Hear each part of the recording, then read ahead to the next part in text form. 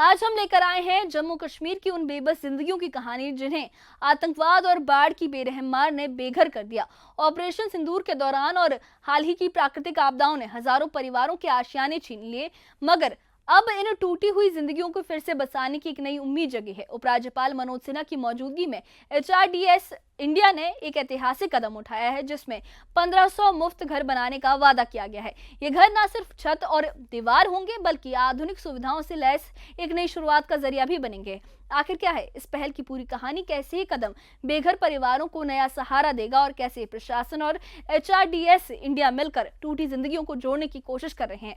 आइए इस खास रिपोर्ट में हम आपको ले चलते हैं उन परिवारों के पास जिनके लिए ये पहल सिर्फ घर नहीं बल्कि खोई हुई उम्मीद को वापस लाने की राह है। देखिए ये खास रिपोर्ट।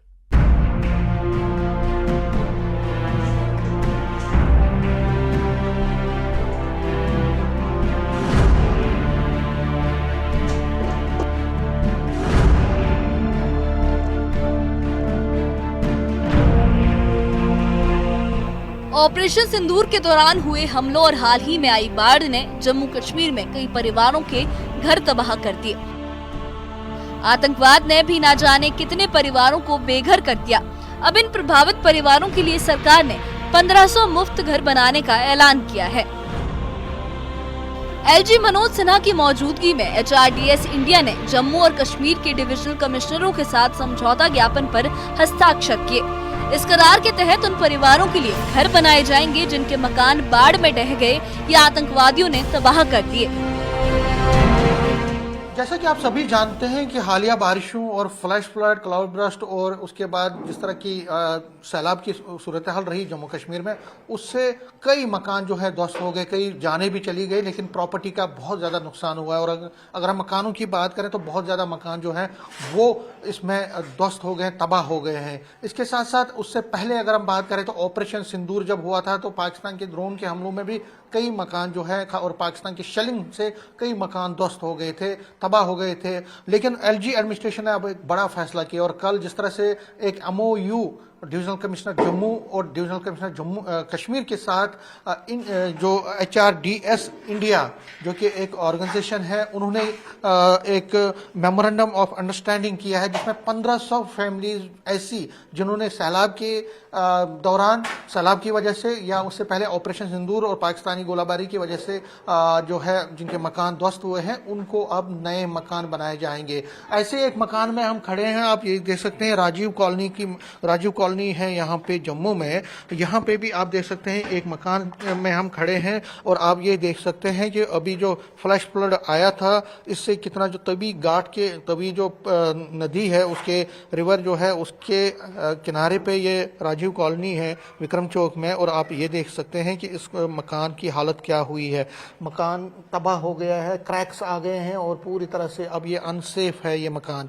तो लेकिन जो ऐसे बहुत सारे मकान हैं, दर्जनों मकान है, चाहे वो जम्मू में है, कठुआ, पुंछ, राजौरी, सांबा, इसी के साथ साथ जितने भी डिस्ट्रिक्ट्स हैं यहाँ पे, राजौरी, पुंछ के साथ साथ जो किश्तवाड़, डोडा, उधमपुर, हर जगह पे जहाँ पे भी सैलाब की स्थिति रही 10 के 10 डिस्ट्रिक्ट में जम्मू के, वहाँ पे दर्जनों ऐसे मकान हैं जो कि तबाह हो गए, वो उनको नुकसान पहुंचा या वो अनसेफ अब हैं, वहाँ पे अब आप रह नहीं सकते क्योंकि उनको क्रैक्स, बड़े बड़े क्रैक्स आ गए हैं। इसी तरह कश्मीर वैली में भी जहाँ जहाँ पे फ्लड की स्थिति रही, जहाँ जहाँ पे मकानों को नुकसान पहुंचा, तो वहाँ पे भी।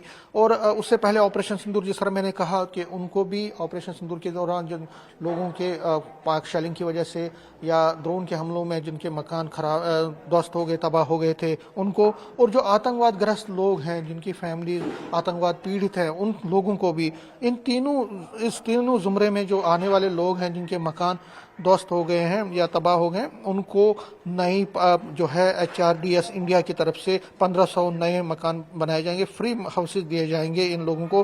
3 बेडरूम हाउसेज होंगे ये और इक्विप्ड होंगे सभी फैसिलिटी के साथ। इन घरों में 3 बेडरूम होंगे और इन्हें आधुनिक सुविधाओं से लैस किया जाएगा ताकि प्रभावित परिवारों को सुरक्षा और आराम दोनों मिल सके। प्रशासन का कहना है कि ये मकान सिर्फ ढांचा खड़ा करने के लिए नहीं बल्कि प्रभावित परिवारों को नई शुरुआत देने के लिए बनाए जा रहे हैं। प्रभावित लोगों का कहना है कि मानवीय क्षति इतनी गहरी है कि उसे मापा नहीं जा सकता, लेकिन ये पहल उनके दर्द को कम करेगी।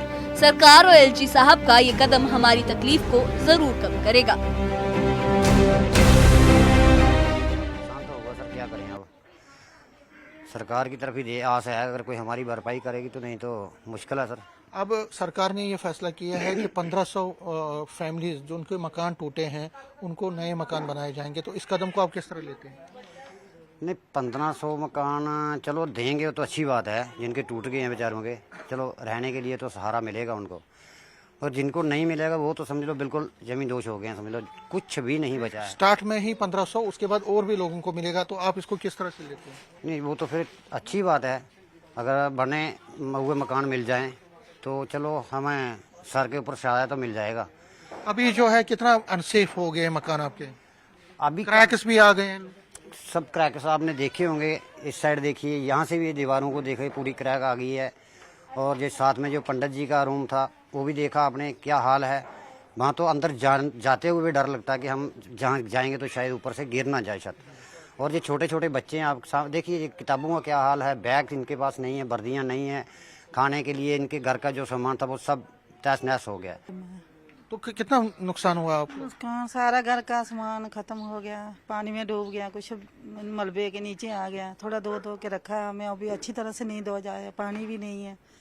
सब कुछ बच्चे की किताबें, खाने पीने का सामान, किचन का सब कुछ मलबे के अंदर ही आ गया। अब नया मकान अगर बनाएगा तो कैसा आपको लगेगा? ठीक है, बनाएगा तो ठीक है, बात थोड़ा रह जाएंगे, बच्चे भी अच्छी तरह से पढ़ेंगे लिखेंगे, तो नहीं होगा तो क्या करेंगे, तो बच्चों के लिए थोड़ा देखना पड़ेगा। पूर्व मंत्री मोहम्मद हकीम यासीन ने प्रभावित लोगों को 1500 स्मार्ट होम्स देने की पहल के लिए एलजी मनोज सिन्हा की तारीफ। उन्होंने कहा कि हमेशा उपेक्षित रहे कि लोगों के लिए ये एक सराहनीय शुरुआत है। साथ ही उन्होंने नेशनल कॉन्फ्रेंस पर निशाना साधते हुए कहा कि ये काम उन्हें करना चाहिए था, लेकिन एलजी ने कदम उठाया है जिसके लिए उनका शुक्रिया अदा किया जाना चाहिए। ये भी मैं एक हिस्टोरिकल स्टेप मानता हूँ। बोल्ड स्टेप है, हिस्टोरिकल स्टेप है, जिसमें ये पॉलिटिकलाइज कोई ऐसा मामला नहीं है कि अपने हम वोट बैंक के लिए करते हैं। जनरल सिन्हा को वोट बैंक लेने की जरूरत नहीं है। उसने अवाम और मजलूमों की बात को मद्देनजर रखते हुए बेचारा लोगों की, गरीब गुरबा लोगों के जो हाउसलेस बन गए थे, बहुत हिस्टोरिकल स्टेप है, इसको वेलकम करते हैं। और सिन्हा साहब को मैं जाती तौर अपनी और अपनी पार्टी की तरफ से मुबारकबाद देता हूं। और ऐसे ही इकदाम उन लोगों के बारे में भी उठाने की जरूरत है। इस किस्म के और भी लोग हैं जो हाउसलेस है, यही नहीं है। एचटीआरएस इंडिया और प्रशासन अब उन आतंक पीड़ित परिवारों की पहचान भी करेगा जिनके घर आतंकवादियों ने उजाड़ दिए थे। ये पहल साफ दिखाती है कि घर बनाना सिर्फ छत देने की बात नहीं, बल्कि टूटी जिंदगियों को जोड़ने की कोशिश है। परिवार हैं जो सैलाब से जिनको नुकसान हुआ है, जिनके मकानों को नुकसान हुआ, उनको एक नई आशा जगी है। जो एलजी एडमिनिस्ट्रेशन ने कल फैसला किया है कि 1500 नए मकान, और वो भी फ्री में दिए जाएंगे बाढ़ पीड़ितों को और ऑपरेशन सिंदूर में जिनको नुकसान हुआ। तो कहीं ना कहीं इन फैमिलीज को थोड़ी राहत मिली है और ये चाहते हैं कि जल्द से जल्द ये मकान जो है तामीर किया जाए, बनाए जाए और उनको जल्द से जल्द हवाले किया जाए, ताकि उनकी ज़िंदगी जो है सेफ हो जाए, स्टेबल हो जाए। नहीं तो अगर ऐसा नहीं होता तो इनको आगे बहुत ज़्यादा जो मुसीबतें हैं वो झेलनी पड़ सकती हैं। कैमरामैन चांद के साथ में समीर भट्ट, न्यूज़ 18, राजीव कॉलोनी, जम्मू। जम्मू कश्मीर के उन परिवारों की कहानी जिन्होंने आतंकवाद और बाढ़ की मार में अपने आशियाने खो दिए हैं, अब एक नई उम्मीद की रोशनी में सांस ले रहे हैं। एलजी मनोज सिन्हा और एचआरडीएस इंडिया की इस पहल ने 1500 मुफ्त घरों का वादा किया है, जो न सिर्फ छत और दीवारें देंगे बल्कि उन परिवारों को एक नया ठिकाना और नई जिंदगी शुरू करने का हौसला भी देंगे। ये घर आधुनिक सुविधाओं से लैस होंगे ताकि बेघर हुए लोग फिर से अपने सपनों को सजाना शुरू कर सकें। मगर सवाल अभी बाकी है, ये वादे कब पूरे होंगे? क्या ये पहल उन सभी पीड़ितों तक पहुंच पाएगी जिनके दिलों में अभी भी तबाही का दर्द बसता है? इस पूरे मामले पर पूर्व मंत्री मोहम्मद हकीम यासीन ने इसे ऐतिहासिक कदम बताकर इसकी तारीफ की है, मगर साथ ही जो सरकार है उस पर भी सवाल उठाए हैं। इस बारे में आपकी क्या राय है? हमें कमेंट बॉक्स में अपनी राय जरूर बताइए और इससे जुड़े अपडेट्स के लिए और ऐसी ही खबरों के लिए हमारे चैनल के साथ बने रहिए। हमारे चैनल को सब्सक्राइब करिए। शुक्रिया।